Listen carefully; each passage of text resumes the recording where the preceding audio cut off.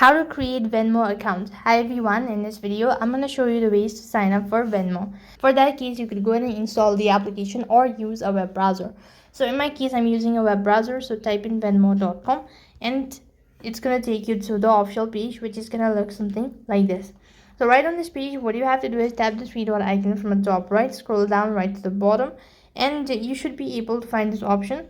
So right on this page, what you have to do is you just have to swipe towards your left hand side, and here you can see login or sign up button. You just have to go ahead and press on the sign up button. So you could go ahead and then you just go ahead and press on the get Venmo button, and here it's gonna ask you how will you use it, whether it's for personal or it's a teenager or business. All of that, select one of it and click the get started button. Now enter in the phone number. After that, you need to scroll down a bit and click on send code. When you actually press on the send code button, it's going to send you a code through an SMS, which you have to enter it, and you start with the registration process.